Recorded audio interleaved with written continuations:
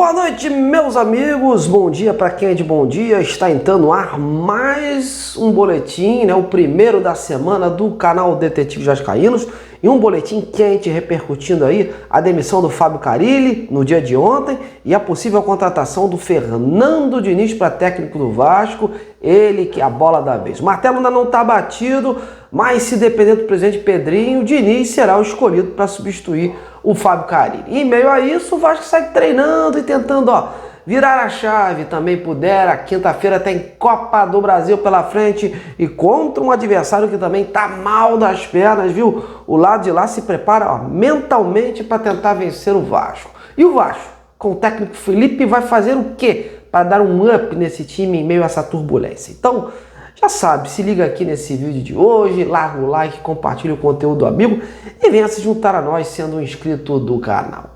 Bom, meus amigos, é inegável que o assunto do dia é o futuro técnico do Vasco, né? A demissão do Fábio Carille pegou muita gente de surpresa por considerar que o técnico ainda iria ser prestigiado mais tempo no cargo. Mas a verdade é que ele já estava desenhada essa demissão desde o dia que o nome do Carille foi escolhido. Ele nunca foi unanimidade em São Januário, era o plano D, e devido aos muitos nãos que a diretoria tomou, o Carille acabou sendo a aposta mais viável naquele momento. O treinador, inclusive, se posicionou hoje em suas redes sociais agradecendo ao Vasco, à diretoria e aos jogadores pelos 4 meses de trabalho que desempenhou no clube. Não agradeceu a torcida, não mencionou a torcida do Vasco, porém preferiu aí ser mais discreto e não levantar qualquer tipo de polêmica em termos de palavras e declarações. Apenas gratidão mesmo.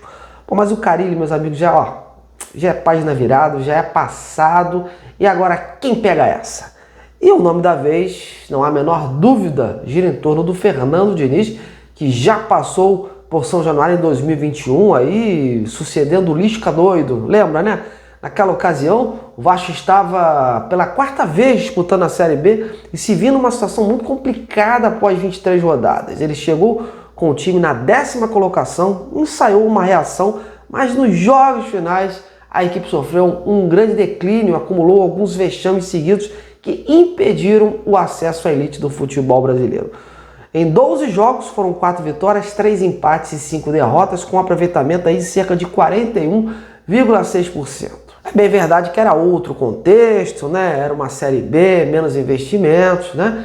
Mas o Vasco acabou não ficando com o Diniz, que se despediu do clube. Porém, depois dessa passagem, o técnico elevou o seu currículo, né? Sendo campeão da Libertadores e da Recopa pelo Fluminense, além de vice-campeão da Sul-Americana pelo Cruzeiro. E claro, sendo chamado aí para ser técnico da seleção brasileira por alguns jogos.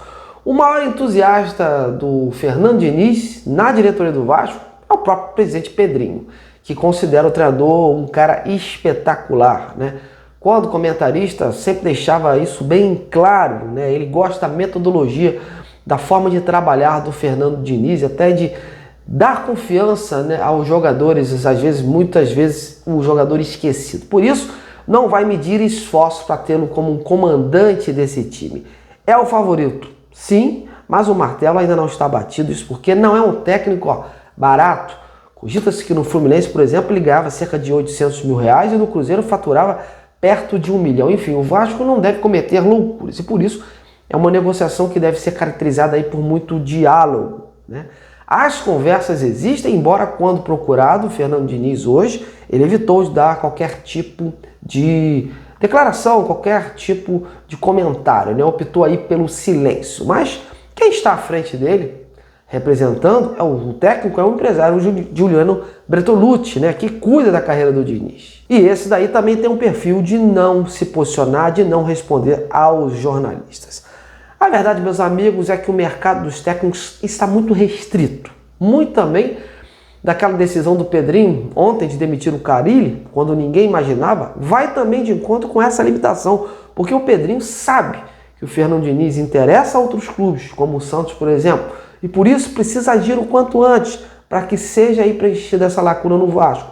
Óbvio que o mau desempenho do Carille foi determinante para essa sua demissão, já que não se via mais como o treinador extrair algo desse elenco e evoluir, e por isso foi preciso colocar um ponto final nesse trabalho o quanto antes para correr no mercado e fechar com outro profissional. E em meio a essas tentativas de acerto com o Fernando Diniz, óbvio, o Vasco está se debruçando no mercado por outros nomes, até porque não quer ser pego de surpresa como foi no início do ano, depois de perder um tempão ali focando no Renato Gaúcho e receber um não.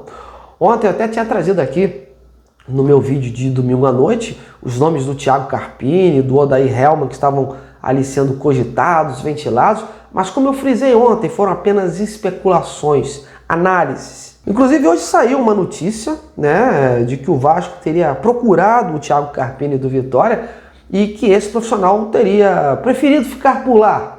E obviamente eu tentei correr atrás para buscar mais detalhes, mais informações a respeito. Busquei falar com o treinador, que eu tenho contato, e o questionei sobre esta situação. Porém, ele preferiu que eu procurasse um outro membro do seu staff para que pudesse me dar uma posição. E segundo essa pessoa com quem eu conversei, tanto o Carpini como o seu empresário, o Hugo Magalhães, ainda não foram procurados pelo Vasco. Essa foi a posição passada pelo staff do Carpini. Sobre o Jorginho, que andou sendo noticiado por aí, por hora nenhuma chance. O nome não foi comentado, cogitado dentro do Vasco. Foi muito mais especulação do que qualquer coisa concreta. Bom, essas são as informações que eu tenho sobre a busca por um técnico, e enquanto esse novo profissional não chega, o Felipe Maestro, o diretor técnico, assume o posto de uma forma interina. Ele já foi a campo hoje orientar os seus jogadores visando o jogo de quinta-feira lá no Paraná contra o Operário. Felipe tem carta branca para fazer qualquer mudança e deverá fazer, viu? O Vasco viaja amanhã à tarde para lá, antecipando a programação, e já na quarta-feira pela manhã treina no CT do Curitiba. A expectativa é que o Tietê retorne aí à lista de relacionados juntamente com o Piton, né, que ficou de fora contra o Cruzeiro. O Vasco quer trazer um bom resultado de lá, sabendo que vai poder decidir em casa a sua vaga para a próxima fase. O Felipe está ciente de que o Operário está numa fase ruim, está em 15º na Série B, vindo de uma derrota para o Curitiba, mas não se pode vacilar, porque contra time grande, essas equipes de menor investimento acabam crescendo nessas horas. Ainda mais que o jogo será disputado no dia do aniversário do Operário, então todo cuidado é pouco. Inclusive ontem o técnico do Operário, o Bruno Pivetti, foi perguntado sobre esse jogo contra o Vasco e o que pode ser feito aí para reverter essa maré negativa que o time vive. Então vamos ouvir aí o que o treinador adversário falou. Os jogadores sabem o que tem que fazer dentro de campo, é uma equipe que tem um bom nível de organização, tem sido eficiente do ponto de vista defensivo na maior parte dos jogos, é uma equipe que trabalha com uma compactação nos blocos alto, médio e baixo. Ofensivamente nós temos criado boas oportunidades, mas não temos conseguido concretizar efetivamente em gol. É uma fase, a gente tem que ter atenção a todos esses pontos de ajuste, e agora é focar, mirar o futuro, mirar o Vasco da Gama, que é o nosso desafio pela Copa do Brasil. Sabemos que vamos enfrentar um grande adversário dentro de casa, mas nós vamos preparar, principalmente mentalmente, os jogadores da melhor forma, para que a gente possa ter uma grande atuação na próxima quinta-feira em casa. Bom, meus amigos, essas são as informações de momento, mas eu peço que você fique ligado nas nossas redes sociais, no X e no Instagram, através do @Detetive Vasco, porque por lá eu atualizo em tempo real as últimas informações do clube, principalmente sobre essa busca por um técnico. A você, meu muito obrigado, fique com Deus, até a próxima!